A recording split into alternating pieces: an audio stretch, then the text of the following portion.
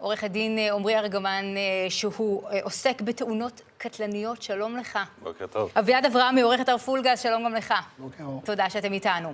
בשעה שלפנינו ננסה להבין את הסתירה בהתנהלות המדינה, שמצד אחד מעודדת נסיעה ברכבים דו-גלגליים, מצד שני עלות ההחזקה שלהם מרקיעה שחקים. כמה עולה הביטוח לאופנוע קטנוע? ביטוח חובה בלבד, לא מקיף ולא הוצאת ג', זה החסם הגדול ביותר היום לכניסה לרכב דו-גלגלי. ביטוח חובה לרכב דו-גלגלי הוא דיפרנציאלי, המחירים נעים בין 5,000-6,000 שקלים, לקטנוע 125 סמ"ק לסטודנט בן 25, ועד 12,000-13,000 שקלים לביטוח לכל נהג, אם לוקחים את זה ככלי לשליחויות לצורך העניין, ואני מדבר על ביטוח חובה בלבד. לשם ההשוואה, ברכב הפרטי שלי אני משלם פחות מ-1,500 שקלים. זה לא סכומים מוגדרים. וכתוצאה מזה יש שימוש מוגבר בכלים שלא חל עליהם ביטוח. זאת אומרת, למעשה זה הביא את המצב של אופניים חשמליים שמתפקדים כאופנוע לכל דבר בעניין, בטח מבחינת היכולות, מבחינת המהירויות.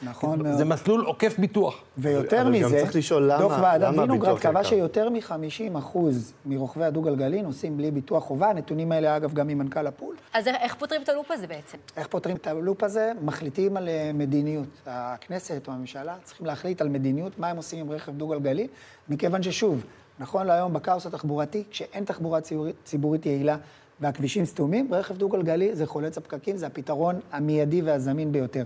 עם כל הכבוד לדו-גלגלי, אני קצת סקפטי לגבי הדבר הזה, בגלל באמת המסוכנות שלו. לקחת את כל כובד המס הזה, שאנחנו משלמים בעת קניית הרכב, ולהמיר אותו במס גודש. אם במקום המס הכבד שאנחנו משיתים על הציבור כשקונים את הרכב, נטיל את המס הזה כל פעם שעולים על הכביש ובהתאם לשעות העומס, אז הפקקים ירדו. מס גודש, סוג של... אני יכול להגיד במילה, כן. עוד איזשהו טיפ. המזג האוויר פה הרבה יותר נוח מאשר בהולנד. ואני אסביר למה זה יותר, למה זה חשוב. אני גר לדוגמה במושב באזור קיסריה. כשאני מגיע לפה לאולפן היום, אני לוקח את האוטו, מחנה בתחנת בנימינה, נוסע ברכבת, וסופרייז, סופרייז, יש לי בתל אביב אופניים רגילות שבהם אני נוסע סיבוב נורא נחמד דרך הפארק, לקחתי, מדעתי 12 דקות, ואני מגיע לפה. צריך לחשוב בצורה רצינית... איפה אתה מתקלח אחרי הנסיעה באופניים?